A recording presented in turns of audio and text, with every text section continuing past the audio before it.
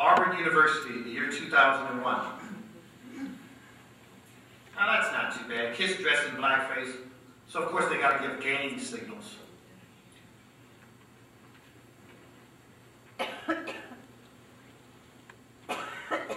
Again, this is at Auburn University 2001.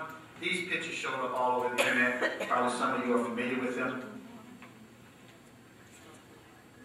But you know, you can't, you know, in a free society, people keep going.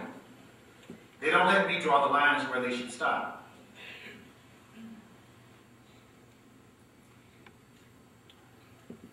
So Auburn University got all this criticism for this fraternity dressing in blackface.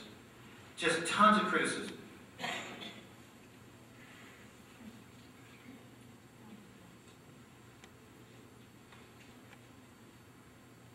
University of Mississippi, 2001.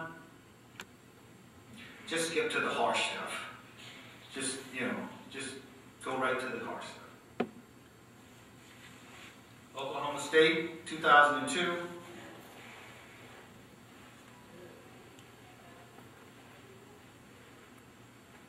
Now, how many of you are familiar with pimp and whore parties? Let me see your hands. The young people, raise your hands high so the older people can see. High, raise them high. All right? You older people, you look around. See? So to tell me that you don't know about something, it has no relevance. See how silly that sounds? All across this country now, we have young people, many of them white American college students, dressing up as pimps and whores in parties. And I have a very simple question for the students who do that. When you dress as a pimp, who's your role model?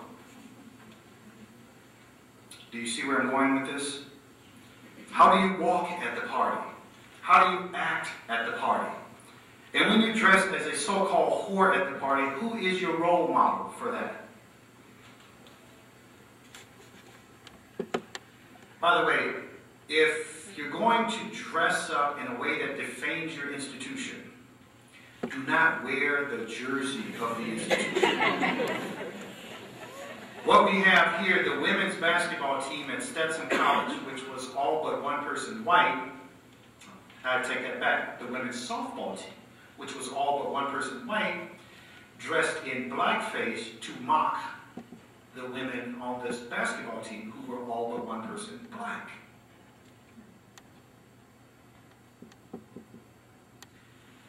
We're now having ghetto parties. Again, who's the role model for that? I come here today, if you don't get anything else from this presentation, get this. Ghetto is not a synonym for the African American experience. Do not believe the VH1 lie. It is not. Do not believe the lie from MTV. I don't care if the producer, director, and whatever is black. It's a lie. If all I knew about black women were what I saw in music videos, I would believe that black women fit the stereotype of the Jezebel. I happen to have grown up in the African American community, and I know many women who are much, much more. As a matter of fact, every one of them is more than a sexual object. Where did these images come from? No black people at that party.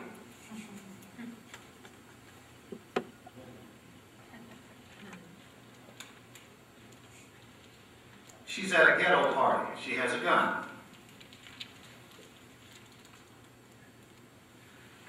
I don't know what he has.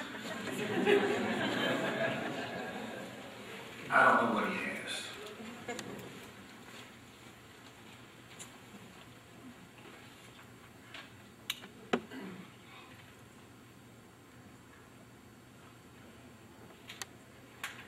To make matters worse now, this year, we had people on Martin Luther King's birthday having Martin Luther King celebrations, and I'll show you some of these pictures.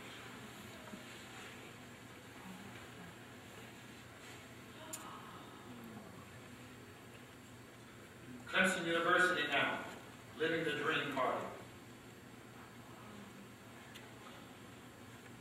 Do you understand what I mean by blackface? We started this presentation off, what, 30, 40 minutes ago talking about Jim Crow and blackface. That was in 1838. My math skills are not great, but that would have been a long time ago.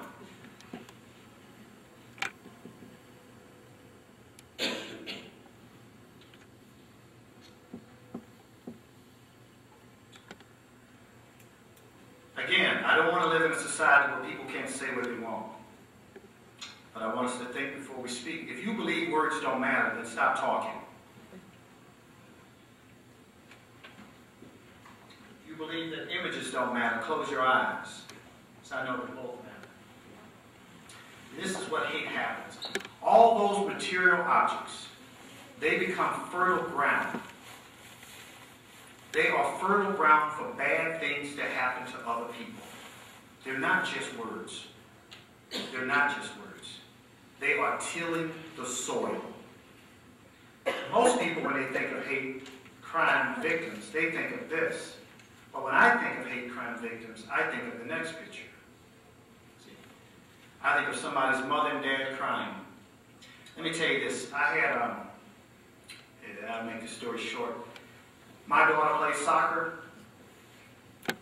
She's Premier League. She started with score. Hey, this group will know what score is. I need her to score. Good.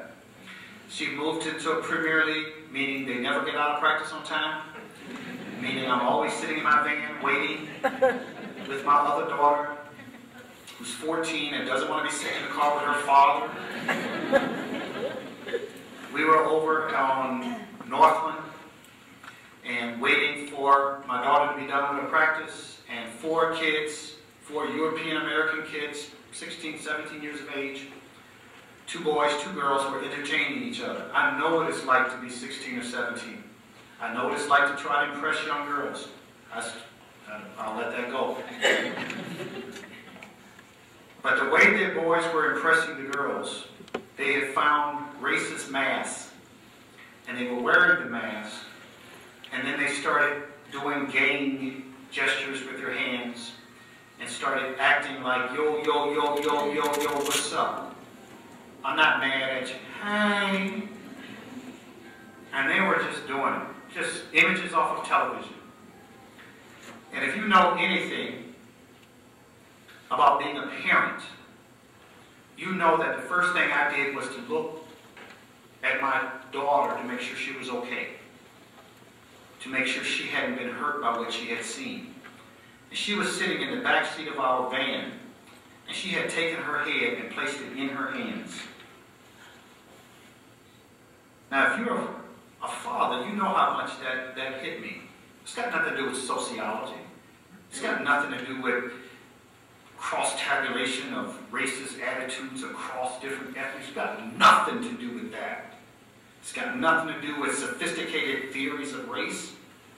It's got to do with the fact that that was my baby. And I'll say this to you. You think of the person you love most in this world. You don't love that person any more than I love my baby. And that's why I do what I do, trying to educate people, so that I can decrease the number of times that happens to anybody's baby. This is my H. Ross Perot quote. I gave this quote recently, and someone sent me 20 pages on terrible things H. Ross Perot has done.